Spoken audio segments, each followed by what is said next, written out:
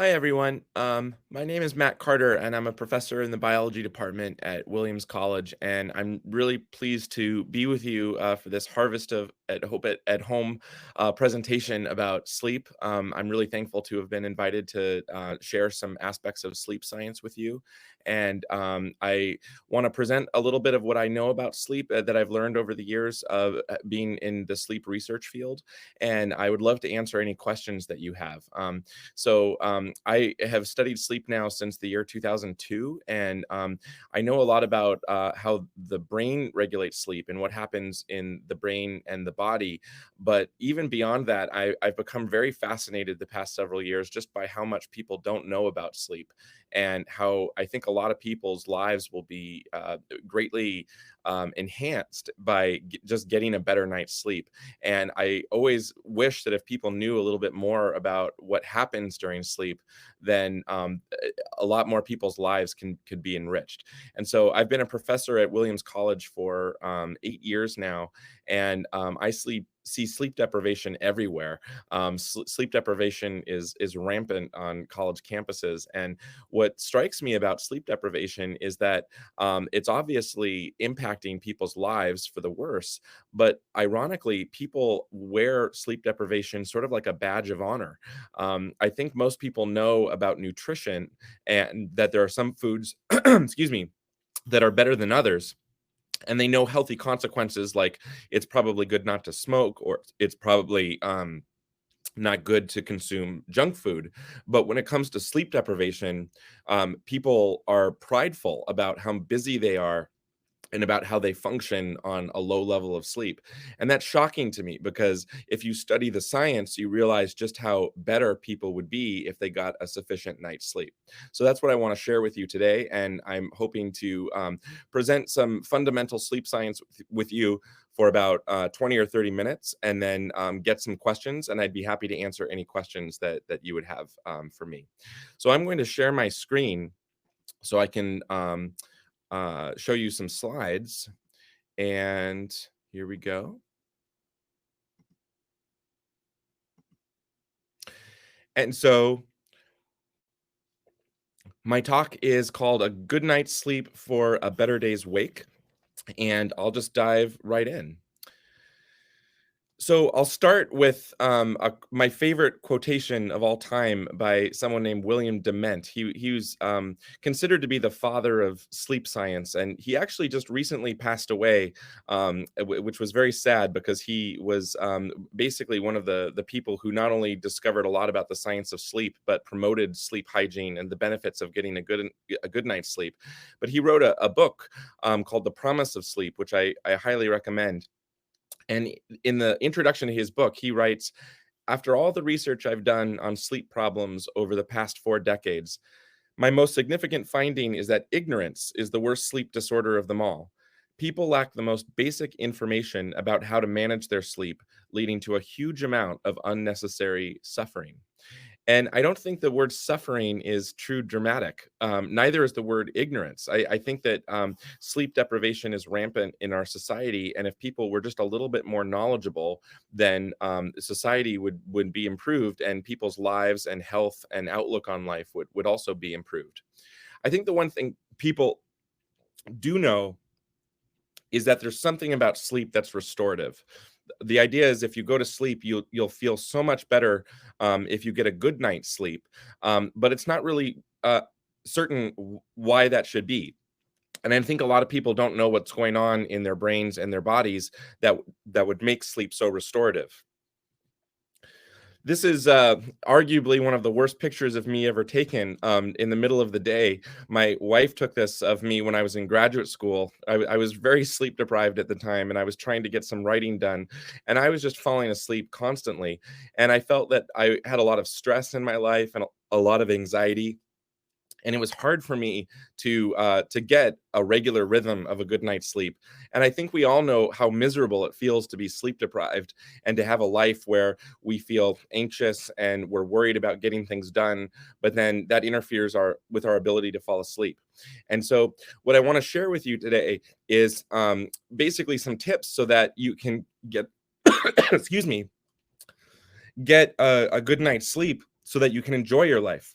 This is a much better picture of me with my son. And now that I know a lot about sleep science, I enjoy my life a lot better, and my anxiety levels are a lot less than they used to be. So this is the outline of what I'd like to talk about. First, I'd like to talk about a little bit of sleep science about what happens in our brains and bodies when we sleep. Then I'd like to talk about the effects of what happens when we don't get enough sleep. And then I'd like to end by talking about some of the basic tips about how to get a good night's sleep. Some things you can do, some things you can avoid that will enhance the ability to fall asleep and have more optimal health during the day. So let me start by talking a little bit about what happens in our brains and bodies when we sleep. First of all, I'll start from the point of view of the brain. Um, you don't have to know anything about the brain in order to know about sleep science. The one thing that I like to tell everyone in the beginning is that your brain is made up of several cells called neurons. There's about 100 billion neurons in the human brain, and they all fire little patterns of activity called action potentials. The neurons are electrically active, and everything that your brain allows you to do is possible because of this electrical communication that happens between cells. And so, at any given moment in your brain, lots and lots of cells are firing, and this is what allows you to think and to move and to feel things and to remember things. And this is something that actually can be measured without having to do a surgery. You can measure neural activity in people using a technique called electroencephalography. So here's a picture of a young girl who is having this method of electroencephalography applied to her. And what this involves is putting little electrodes on the scalp and listening in to these billions of neurons as they fire. And here's another picture. It's a very non-invasive technique. It's something that you can go to a sleep doctor and actually ask if this is something that you can have measured in you. And there's a lot of apps now and wearables like Fitbits or Apple Watches and things like that it's not as good as EEG, but it'll try to quantify sleep patterns in you. EEG is the most sophisticated technique, though, and what it's doing is it's listening in on millions of neurons at once and what those neurons are doing. And I think an excellent analogy for electroencephalography is essentially what electroencephalography is doing is measuring lots of little conversations among neurons. And so this would be like if we put a microphone above Times Square on New Year's Eve. So if you imagine here's Times Square and there's tens of thousands of people in Times Square, and we hang a microphone from a tall building. It seems like that would be chaos because we wouldn't be able to hear any of the individual conversations from any of the individual people. But what we could do is listen to the patterns of activity among a crowd. So, for example, 10 seconds to midnight, we would be able to tell that everybody was getting in sync with each other, and all of the individual conversations were suddenly becoming synchronized as people counted down 10, 9, 8. And you could tell that something interesting was happening in that moment because all of a sudden all of the individual conversations would be synchronized. And that's exactly what happens with EEG. It turns out that when we're in different states of sleep, the neurons are talking to each other differently, and we can listen in on those different forms of communication, and we can tell when the conversation becomes synchronized. And so this is what an EEG recording might look like for a person. And I'm showing you on the top an electroencephalographic EEG recording from someone when they're awake. Just below that is something called an electromyographic recording. This is recording muscle activity. So when somebody is awake, they're moving a lot more. And so you can see a lot more activity coming from a muscle recording. But as soon as someone falls asleep, they enter one of two stages of sleep, something called non-REM sleep or REM sleep.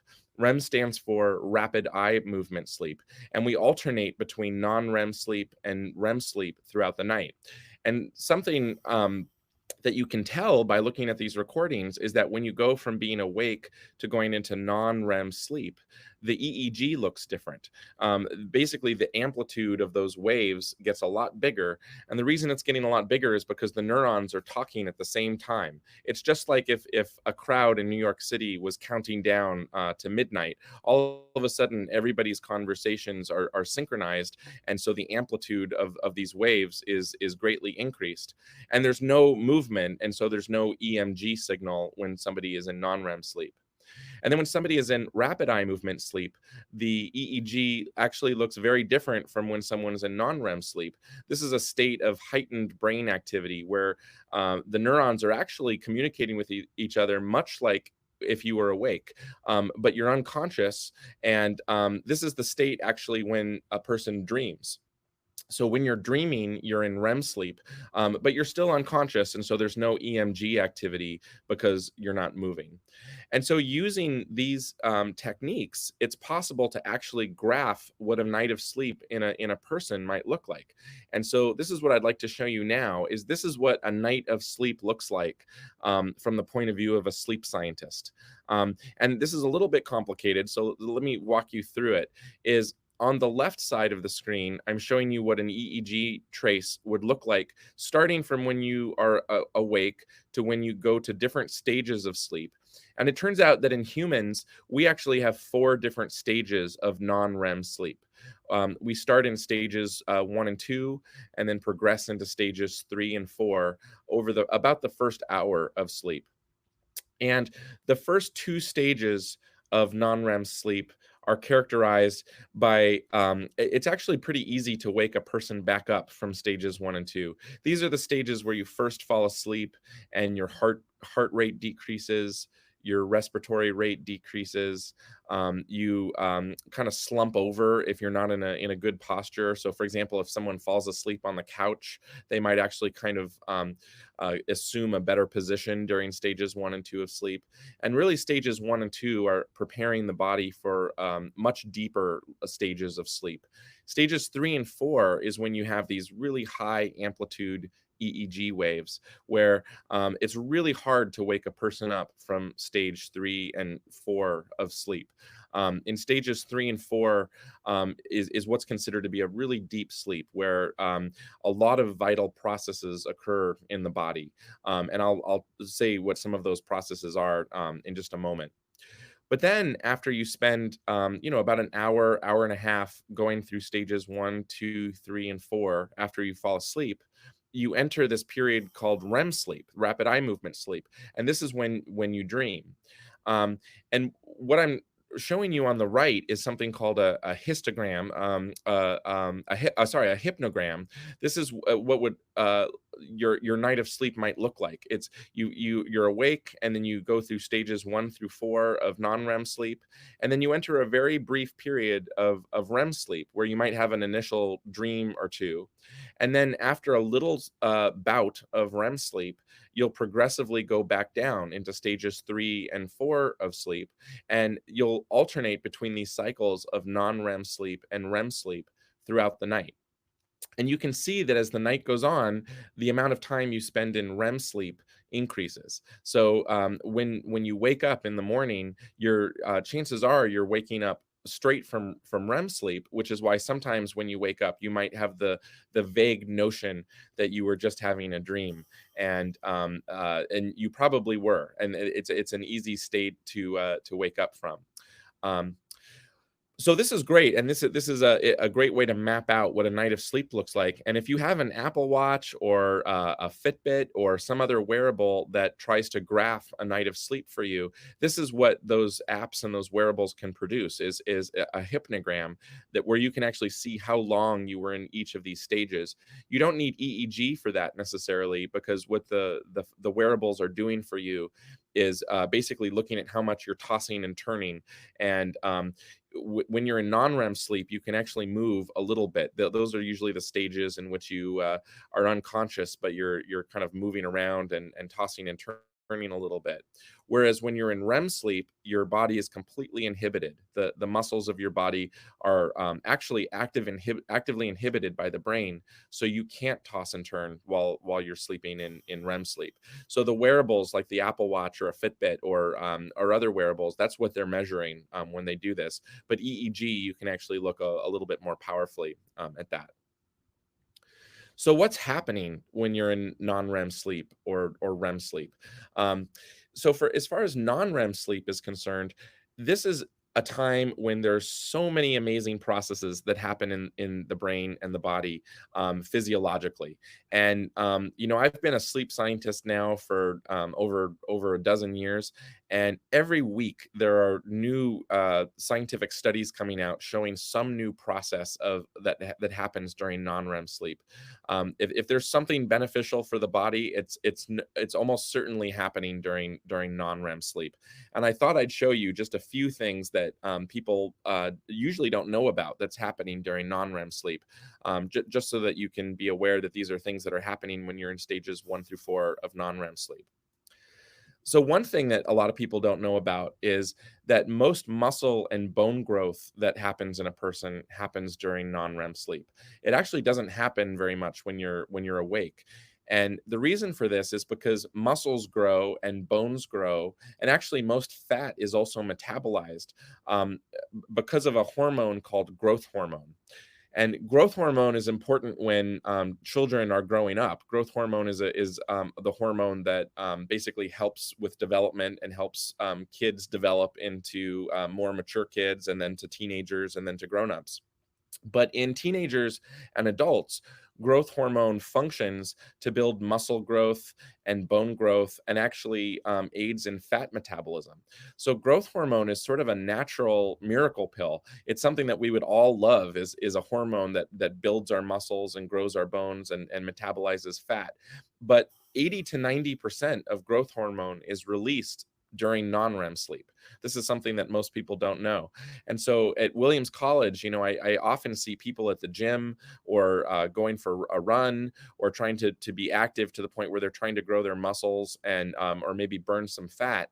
But sometimes those same people don't get enough sleep. They don't get enough non-REM sleep. And so it's counterproductive because muscles don't grow when a person's at the gym.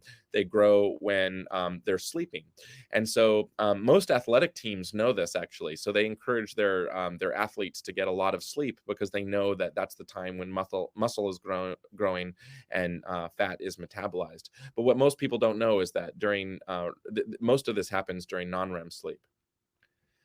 Another thing that happens during non-REM sleep is the immune system is highly active compared to during the day. And I know that this is a complicated slide that I'm sharing with you. I usually don't like to show such detailed pictures unless I get the opportunity to go through it bit by bit. But what I want to show you here is that the immune system is a very, very highly complex system where immune cells are constantly talking to each other. They're releasing chemicals that talk to other chemicals.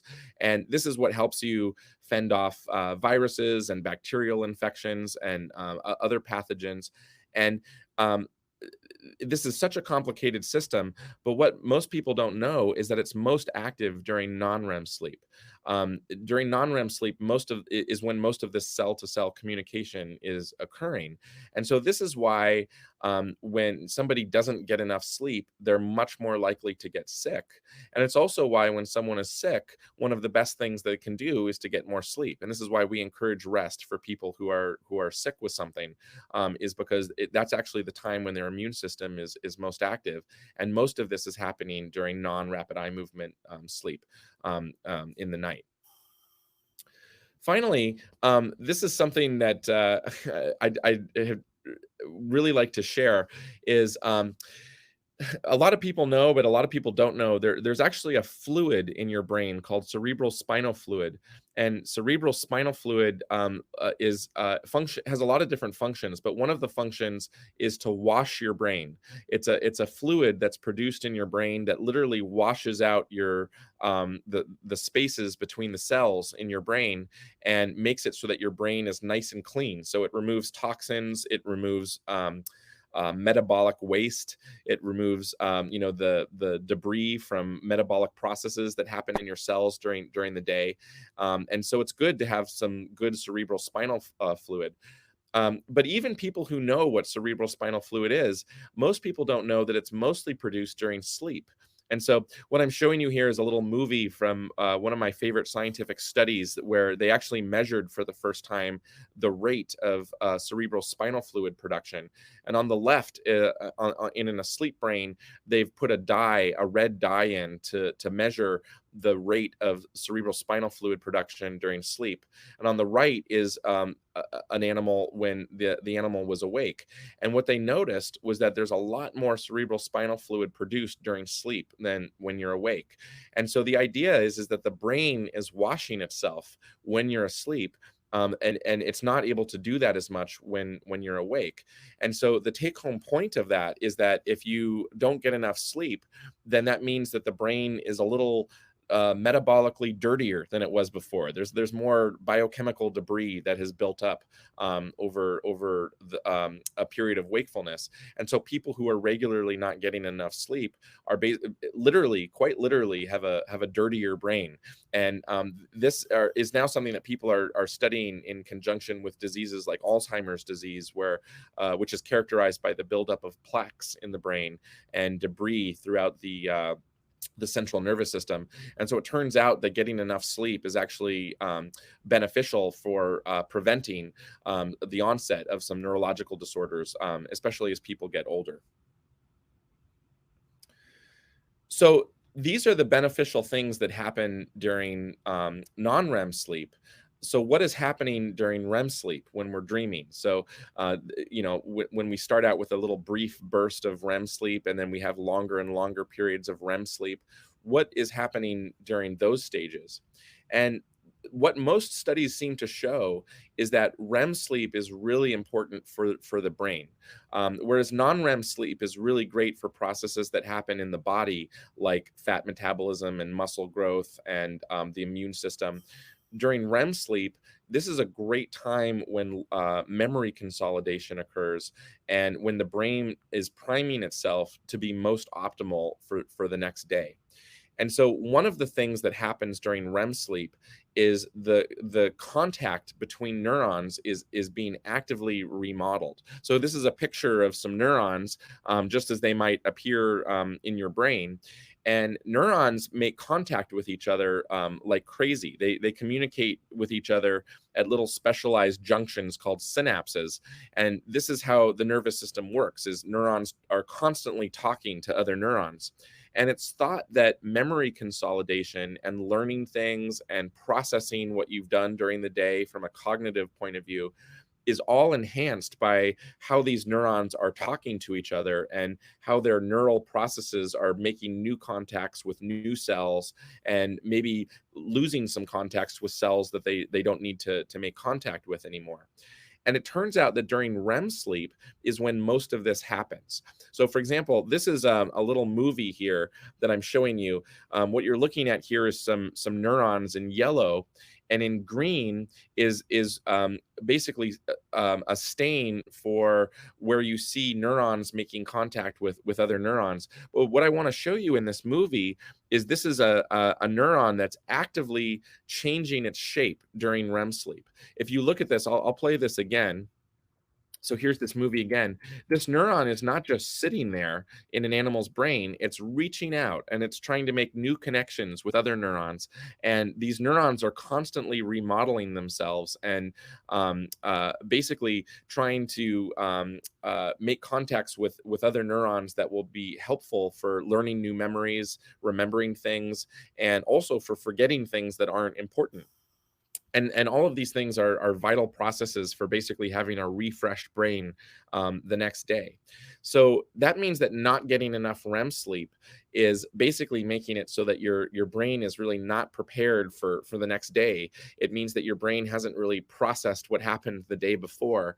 And this might be a cheesy metaphor for this, but to me, not getting enough REM sleep is kind of like not doing the dishes before you go to bed. If you have a sink full of dirty dishes, you could still make food the next day. It doesn't mean that you can't use your stove, and it doesn't mean you still can't make dinner or lunch the next day. But it's a lot harder because you have a lot more waste that is sat there, and you really haven't fully cleaned and processed what you did the day before to get ready for the next day. And so REM sleep to me is all about getting enough REM sleep so that your neurons have a chance to remodel themselves and refresh themselves within your brain, so that you can be prepared to learn new things the next day and have a lot more optimal effects the next day. So I want to make one more point about what a night of sleep looks like, and then we can move on to talk about the effects of sleep deprivation. Is on the right, I've pointed out this hypnogram where it's showing you that a typical person will fall asleep and then go through 4 stages of non-REM sleep, and then a little bit of REM sleep, and then we'll cycle through non-REM sleep and REM sleep throughout the night. And the point that I want to make at the very end of this section of my talk is that what I'm showing you here on the right is kind of too perfect to be true. This is what I might call a textbook hypnogram. And a textbook hypnogram is great for when you're first learning it, and you're learning what a night of sleep might look like. But here's what a real hypnogram would look like, is more something like this. And this is something that your Fitbits or Apple Watches or wearables might be able to pick up. Is it actually turns out, if you look at this real hypnogram, that the typical person actually wakes up several times throughout the night. What you can see here in these little traces, especially at the top, is that a typical person will have these tiny little awakening events, micro awakenings, where throughout the night you might wake up for a few seconds and then fall right back asleep.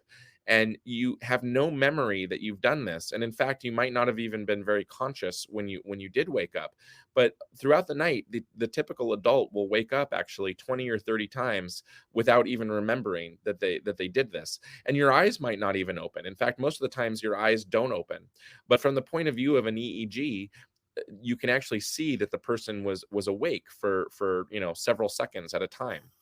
And the reason why this is important is because the amount of times that you wake up during the night and have these micro awakening events has actually been correlated with your ability to do things the next day and how groggy you feel.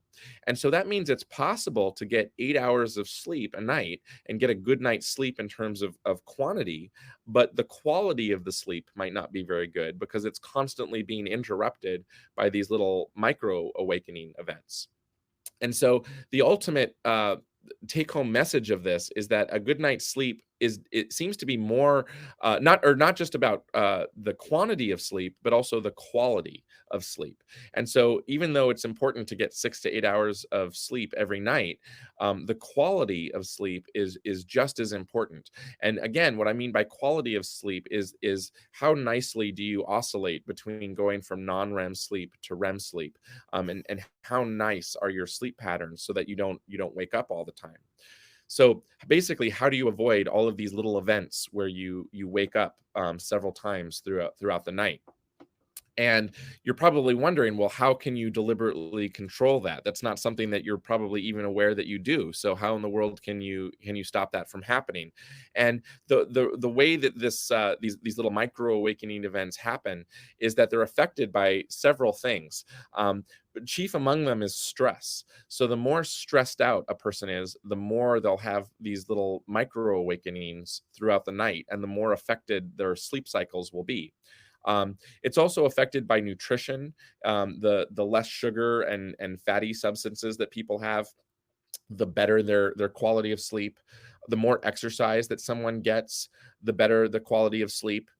And then, unfortunately, two things that we can't control is that our quality of sleep decreases as we get older, and that's something that will just happen to everyone. And so as we get older, that just basically means that we have to be better about controlling our stress, our nutrition, and the amount of exercise we're getting.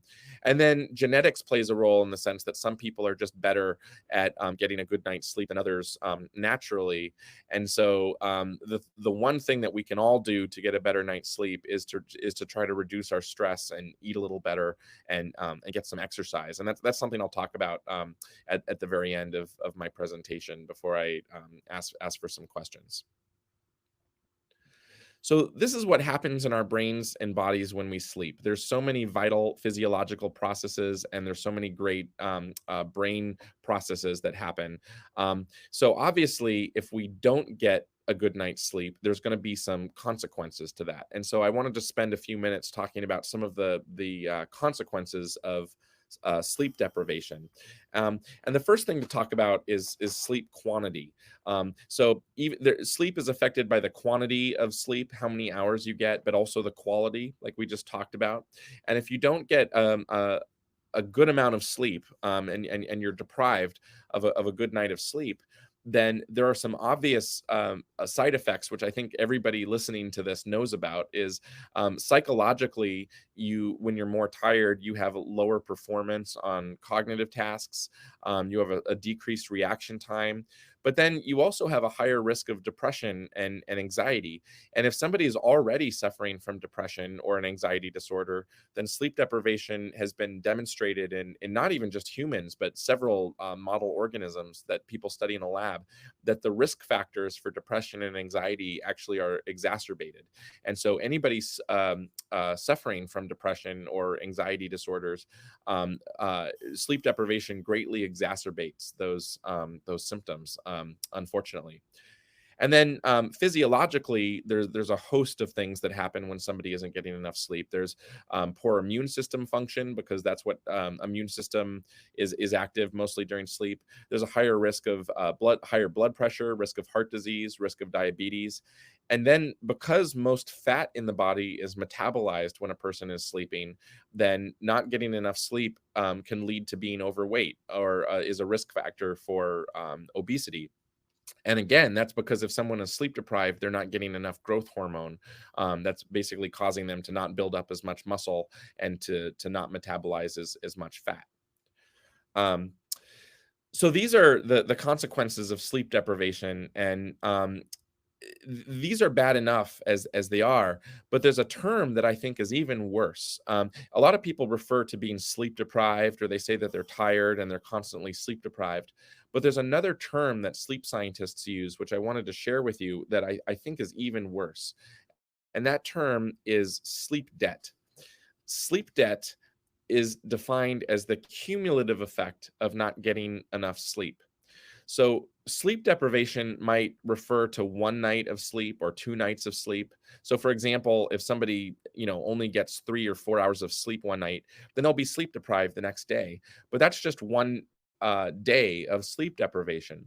Sleep debt is a phenomenon where someone is consistently not getting enough sleep. And sleep debt is this amazing phenomenon that actually adds up. So what's amazing about this is that it turns out that if you are sleep deprived by 2 hours for 4 days in a row, so for example, if on Monday, Tuesday, Wednesday, and Thursday you are sleep deprived by about 2 hours, then on Friday your cognitive performance and ability to do things will be the same as if you didn't get 8 hours of sleep. And so this is amazing, where the consequences of sleep really add up, and that there's this problem where people are not just sleep deprived, but they have this substantial case of sleep debt, where the body constantly wants to try to go to sleep to make up for the fact that there's been a cumulative loss of sleep over several days. You can study this yourself. It's also measured in a lab by something called the multiple sleep latency test. So this is something that sleep doctors can measure. How sleep deprived are you, and are you suffering from substantial sleep debt? But you can do this at home yourself, because basically what the multiple sleep latency test is the doctor will put somebody in a comfortable situation like a bed. They'll take away their smartphone or anything that might be distracting, any electronic gadgets, and they'll basically just have them be in a comfortable position. And sleep doctors define being in a state of sleep deprivation, or having a high sleep debt, if the person will fall asleep in the middle of the day after 20 minutes. So you can imagine this for yourself. If you lie down on a couch or sit down in a comfortable chair and you don't have anything that distracts you, if you take away your phone, your computer, turn the television off, if you're just sitting in a chair in the middle of the day, how long would it take you to fall asleep? And if the answer is less than 20 minutes, then that means that you are substantially sleep deprived and probably have a lot of sleep debt. And so all of the cumulative effects of sleep deprivation and sleep debt are manifest in you, and you will probably feel tremendously better if you get more sleep to the point where you won't fall asleep in 20 minutes. And you'll know that you have a good amount of sleep if this multiple sleep latency test causes you boredom rather than falling asleep. So if you're sitting in a chair or a couch or lying in a bed and it's the middle of the day and you don't fall asleep in 20 minutes and you're actually bored and you want to get out of bed or stand up and actually go do something, then that means that you're not sleep deprived and you don't have this substantial sleep debt. And so you can just ask yourself right now, as I'm saying this, do you think you would fall asleep in the middle of the day? And if the answer is yes, then that means that maybe you should get some more sleep. But but this term sleep debt is amazing. It's real. The body really does remember how much sleep you have lost cumulatively over several nights. And I see this in the college students at Williams, where the semester will start and people will be healthy and they will have probably made up for a lack of sleep over their most recent vacation. But then when they start college again, they'll cumulatively sleep deprive themselves every night to the point where when there's another break, like a spring break that comes up, they're substantially sleep deprived because they have been depriving themselves of sleep for multiple nights. And so sleep debt is real. And I always tell the students in my classes to deliberately try to not set an alarm over spring break and to try to make up their sleep debt or to try to go to bed a little earlier. And people can pay off their sleep debt just like you can pay off credit card debt. And so, people who are in lots of credit card debt are told to just try to put away a little bit at once. Don't feel like you need to pay off all your credit card debt all at once because that's impossible. But what you can do is to pay a little bit at a time. And this is what I tell the college students at Williams. I say, like, you've just built up a lot of sleep debt. So obviously don't feel like you need to try to pay this off all at once. Like, feel free to, you know, um, still get done what you need to get done, but try to pay off a little bit each day, and that'll add up, especially if you have a vacation or something coming up. Um, so those are the effects of sleep deprivation, and I wanted to end by talking about just some tips about getting some good sleep hygiene and ways that you can get a better night's sleep. So, sleep hygiene is basically a term, just like any other form of hygiene, like oral hygiene, is to develop habits to improve the quantity and the quality of sleep. And this is something that surprises me that, at the end of the day, people just sort of expect sleep to happen. And they think, oh, it's the end of the day. I should be able to just go to sleep. And they don't realize that there are actually some healthy habits that you can build up to get a better night's sleep, both in terms of quantity and quality. So there are three things I would recommend avoiding before going to bed.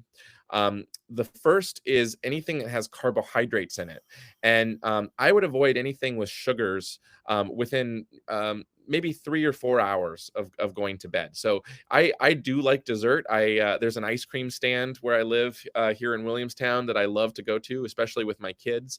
But we'll try to go to that ice cream stand a few hours before bedtime and not have it right before bed. And the reason for that is because there are actually some neurons in your brain that are very, very sensitive to the amount of sugar in the blood.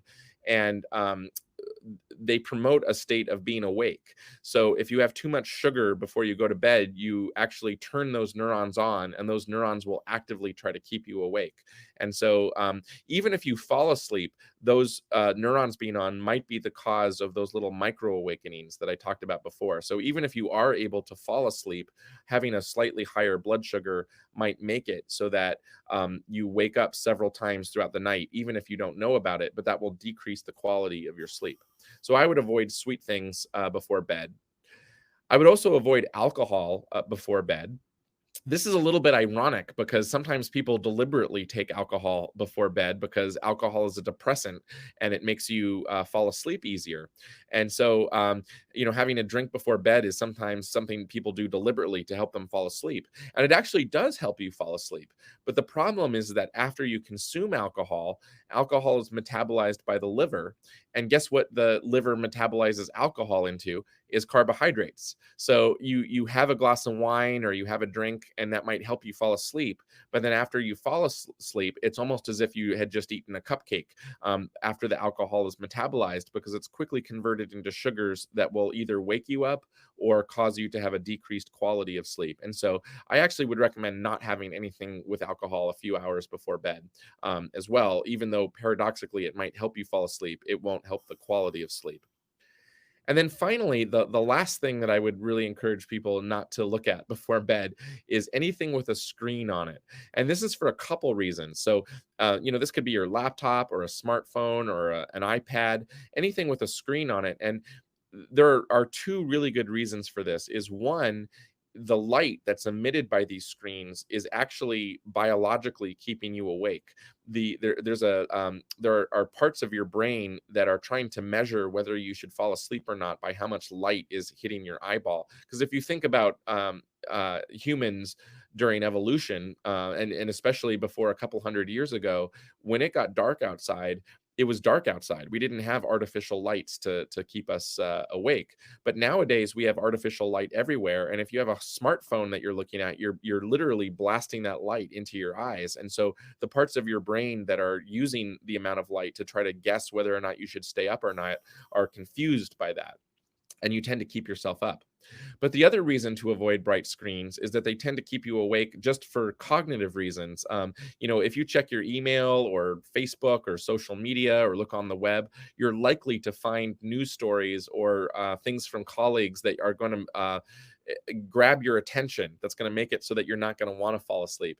And so what I try to do personally is avoid anything with a screen on it for about 30 minutes to an hour before I go to sleep. I just declare myself done with email or the web for the day. I say I'm not going to look at YouTube or anything else. And from that point on, I don't look at anything with a screen. And I found that ever since I started doing that, I fall asleep much easier than if the last thing I see before I go to sleep is my email or something on the web. I'm always surprised that people aren't more deliberate about going to sleep. Usually, people are operating at high efficiency, and then they realize they should go to sleep, and they turn off the lights, and then they just expect that they should be able to magically fall asleep. I think that going to sleep is a much more deliberate process than that, and it's actually possible to transition into a good night of sleep. And so, what I try to do about 15 to 30 minutes before I go to sleep is to turn down the lights and create a really relaxed atmosphere in my house, or whatever room I'm in. I actually try to be alone for a little bit. I have a family, and so I see my family. My kids are usually in bed, but I try not to talk on the phone or to be around other people. And I recommend this to the college students I'm with too, is that there's something about being by yourself that just sort of prepares you for the peace necessary to go to sleep. Reading really helps a lot. So if I would suggest, if somebody likes to look at the web or email before they go to sleep, try to replace that by reading a book, something that's not necessarily a page turner, like a really engaging novel, but something that you can read a couple pages and that'll help you to fall asleep. Music is something that I think is underrated. Listening to classical music or something with a slow tempo helps you go to sleep. I actually, on my phone, I have a playlist of classical music that I listen to for the last 15 minutes before I go to sleep, and that helps me fall asleep. And then finally, my last piece of advice is sometimes people can't fall asleep because they are stressing about sleep itself. They feel like if they go to sleep and you don't fall asleep immediately, that causes stress, and you're like, oh, why am I not falling asleep? I need to get a good night's sleep because I have a big thing to do tomorrow. And that stress keeps you awake, and it's kind of this vicious cycle of stressing about sleep and not being able to fall asleep, so you get even more stressed. And so try not to stress about falling asleep. If you're lying in bed and you can't fall asleep and the lights are off, what I usually do is just turn the lamp right back on if I'm just lying there for 15 minutes, and then I just start reading again, or I start listening to music again. Anytime I feel like I'm not falling asleep because I'm stressed about sleep, I just declare myself done trying to fall asleep, and I'll just go back to reading a book just to calm myself down. The last thing I'll say about trying to fall asleep is the number one reason why people can't fall asleep is because of stress and anxiety. And this is obviously a huge topic of reducing stress in your life. And I'm sure a lot of people listening are, we all know what it's like to be anxious about something, and how that affects our ability to fall asleep. And everybody has to deal with this in their own way. And obviously, there's not a magic bullet for this, but I've found that a lot of students at Williams have told me, and this works for me myself, is that if I write things out, then that almost gives myself a sense of permission that it's okay to fall asleep. So what I try to do is, if I'm nervous about something, I'll write all my worries on paper, and I'll make a plan for the next day. And this might be the last thing I do before I start reading to calm myself down. And it's so funny because if I do this, somehow my brain is like giving myself permission not to worry about it anymore, because I've gotten it out onto paper, and it gives me the chance to know that tomorrow I'm going to attack it. And for me personally, it helps calm myself down. So maybe that will work for you too. The last thing I just say is that the ability to fall asleep is also dependent on what you do during the day. So sleep hygiene is very important, but wake hygiene is also important. And what I mean by wake hygiene is just that if a person is really good with time management during the day, if you don't waste most of your day, and you're able to get things done, then that means that you have more time to dedicate to those things, so that you're not worried about them at night, and you're not losing the quantity of sleep because you're working at things into the night. And so if somebody was interested in better nutrition, then they could learn all about, nutritious foods, and the good things about it. And if somebody wants to get better sleep, I always tell them that one of the best things they could do is to learn about time management, because if they're better with time management, they'll get more things done during the day, and then they can dedicate more time for sleep at night. And that is essentially the last thing I'd like to say, is that a good night's sleep helps restore your brain, helps restore your body, and makes it so that the next day you can get more things done. And so a good night's sleep leads to a better day's wake.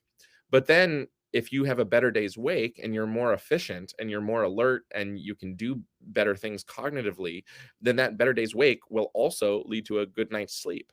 And so I feel like there's a good balance here in terms of getting a good night's sleep so that you're better the next day.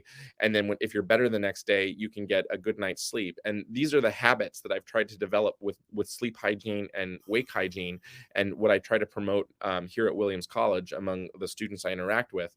And again, sleep is not something you're conscious for. Obviously you're unconscious during sleep, so there's nothing fun about sleep. But if you get a great night's sleep, that'll lead to a better day's wake. And I find that when I have a better day's wake, I enjoy my kids better, I can think better, and I enjoy my life so much better. And it helps me deal with all the anxieties and things that I need to deal with. So that's what I wanted to talk about right now, during this session. What happens in our brains and bodies, the effects of sleep deprivation and sleep hygiene. And if you were interested in this, there's a couple books that I would recommend. The first book is called The Promise of Sleep, and it's written by William Dement. And William Dement is the father of sleep science, who I quoted at the very beginning of this talk. And The Promise of Sleep is a really excellent book about what happens in our brains and bodies while we're sleeping. And just 2 years ago, another book came out by a sleep scientist named Matthew Walker, called Why We Sleep. And this has proved to be an enormously popular book. And I've read this, and it's a great explanation for what happens during sleep and how to get a better night's sleep. And so I would recommend these two books very, very highly. All right. So I'm going to bring it back to me now. And I know that people can ask questions in the Q&A box. And so I would be very happy to answer questions for the next several minutes and to chat about anything that you want to talk about. And I see that there's also some great questions building up here. So I'll just scan this right here and look. Um, so there's some questions on sleep meds. Is it better to take sleep medications um, or not to take them? Um, there's mixed. I would say when it comes to sleep medications, people report different results very individually. This seems to be a very a specific answer depending on you. So there are some over-the-counter sleep aids which some people benefit enormously from. That other people, they take those over-the-counter sleep aids and they get a long quantity of sleep, but when they wake up, they feel groggy, and it seems that those sleep aids basically make them sleep longer, but when they wake up, they don't feel like they've gotten a good night's sleep out of it. And so they seem to work differently for different people. But there is one sleep aid that I would recommend. I should clarify too, I'm not a medical doctor, so I please don't interpret this as medical advice. You could talk to a doctor about it, but melatonin seems to work for many people. Melatonin is a hormone that your brain makes naturally and that promotes sleep. And when you fall asleep, your body ramps up production of melatonin. So you can go to a drugstore or a grocery store and actually buy melatonin supplements. And many people feel that taking a little bit of melatonin before they fall asleep helps them to stay asleep. And so if there's anything that I've heard works for the most majority of people, it's taking a little melatonin. But obviously, if somebody is severely sleep deprived or somebody has insomnia, then you might want to talk to a sleep doctor about getting a prescription for something better than that. Um, Talking about the effect of medications for mental illness and how they affect sleep and sleep quality. This is really a great question because many of the drugs that are prescribed for depression and anxiety actually do affect sleep quantity and sleep quality. They usually promote drowsiness actually, and one of the side effects of taking those drugs is a little bit of drowsiness. And I know just from various studies of this that like what I said before, there are sometimes when people take these drugs that they get a higher quantity of sleep, but then they feel like the quality of their sleep is actually decreased to what it was before. And so, if this is something that people find after taking a new medication for several weeks, there's usually multiple versions of the same drug that you can experiment with.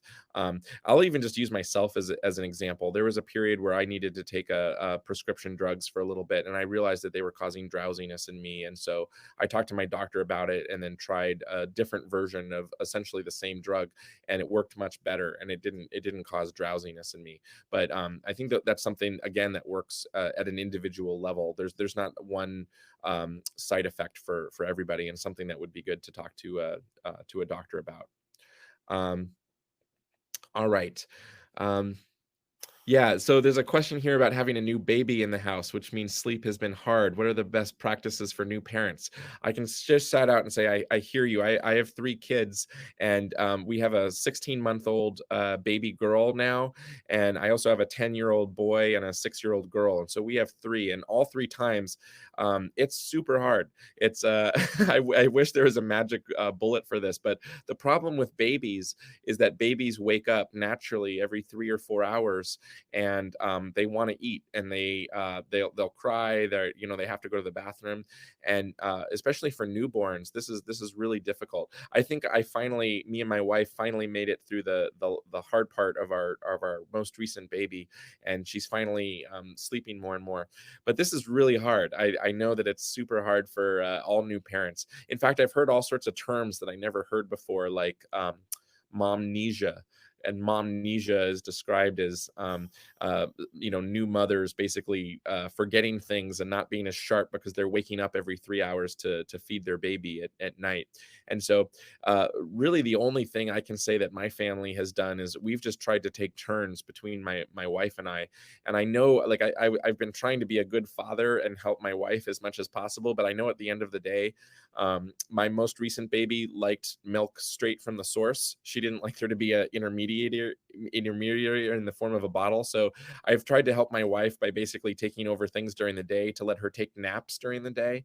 So maybe one piece of advice is for new parents is to just embrace naps as much as possible. Naps are great, by the way. A frequent question is, are naps a good thing? I think anytime that your body tells you to get something, so for example, if you're thirsty, you should drink water, and if you're hungry, you should eat, and if you're tired in the middle of the day, by all means, take a nap. There's nothing wrong with taking a nap, and so for new parents, that might be the only thing that you can do if you're being woken up every 3 hours, is to just sleep a little bit more during the day and try and make up for it. But I hear you. That's not a perfect solution to a problem that I struggle with myself with the kids that I have.